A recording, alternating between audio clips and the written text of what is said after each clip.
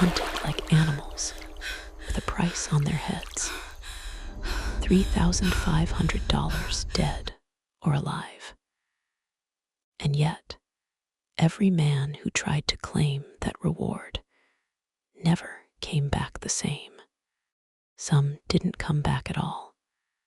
This isn't just a story about survival. It's about two people who turned fear into something far more dangerous. Something that made even the hunters afraid. Welcome back to Night Archive. Before we go deeper, make sure you like and subscribe, because stories like this, they don't stay buried forever. It started in the Deep South, sometime in the late 1800s, where the air itself felt heavy, thick with heat, silence, and secrets. Slavery may have been legally abolished, but in the shadows, the system hadn't really disappeared. It had just changed form. Plantations still stood like ghosts of the past, and in those forgotten corners, people were still being hunted. That's where the legend of the death couple begins. No one knows their real names. Some say they were once enslaved on a remote plantation. Others claim they were born free, but captured and sold into a life they never chose. But one thing is certain: they escaped. And when they did, they didn't just run. They fought back. At first, they were just whispers. Stories passed between workers late at night. A couple seen moving through the woods, silent, fast, almost invisible.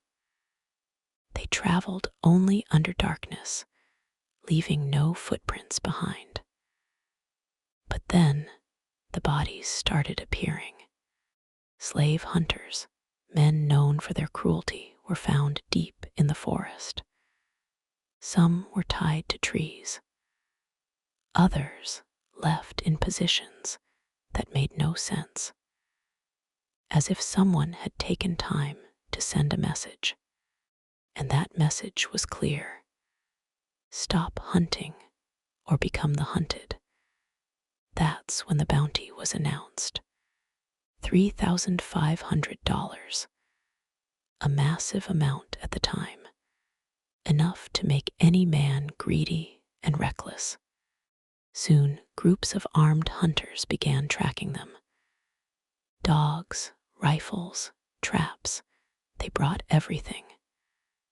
But the deeper they went into the forest, the quieter things became. Birds stopped singing. Branches didn't move. Even the wind felt like it was watching. The first group never returned. The second group did, but barely.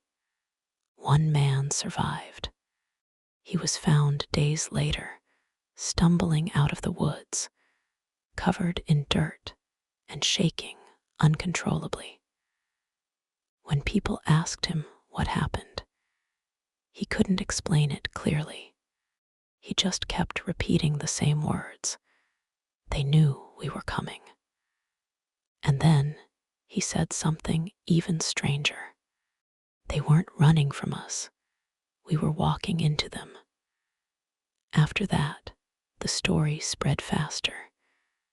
The death couple wasn't just escaping anymore. They were setting traps. Some hunters claimed they heard voices in the dark, soft whispers calling their names. Others said they saw shadows moving between trees.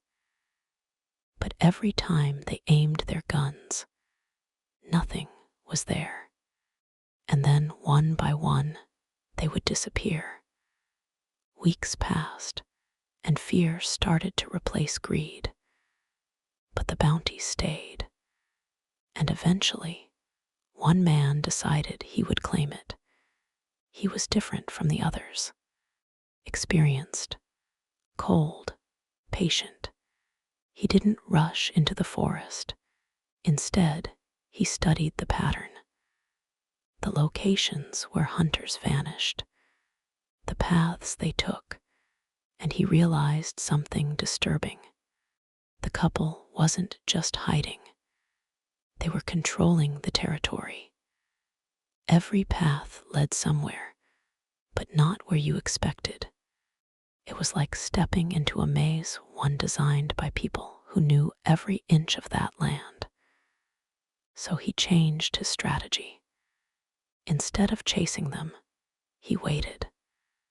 Days turned into nights, nights into weeks, and then finally he saw them. A man and a woman standing at the edge of the trees, watching him. They didn't move, didn't speak, just stood there like they had been expecting him.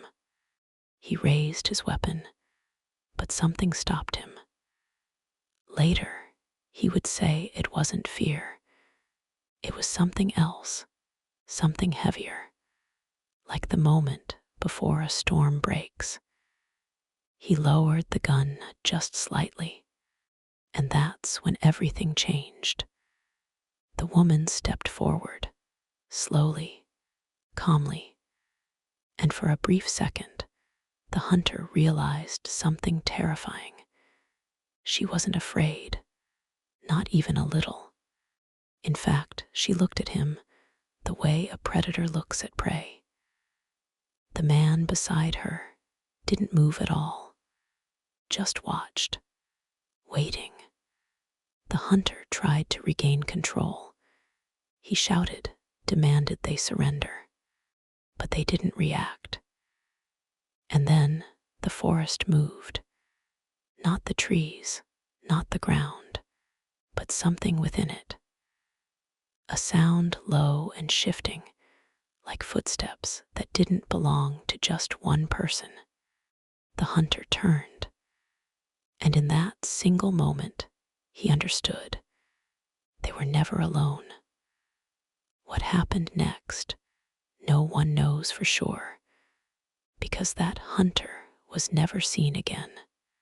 After that, the bounty quietly disappeared. No one spoke about it openly. The forests became places people avoided, not because they were haunted, but because they felt claimed. Years passed, decades, and the story slowly faded into legend.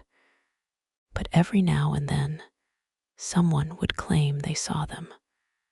A couple standing in the distance, watching, silent, unchanged, and always near the edge of the trees.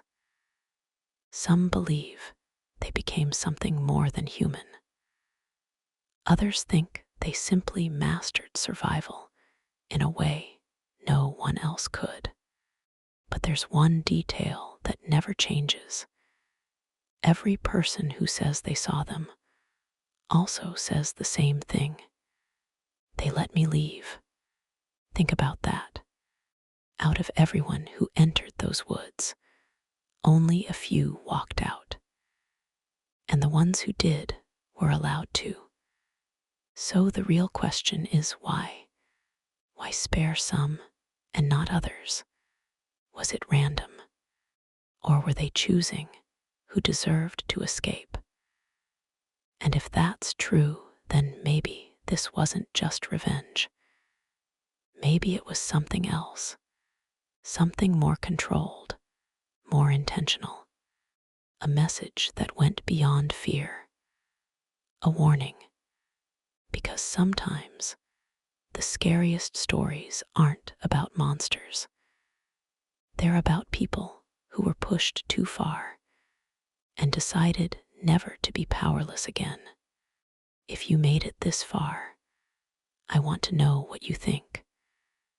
Were they just survivors, fighting back against a brutal system?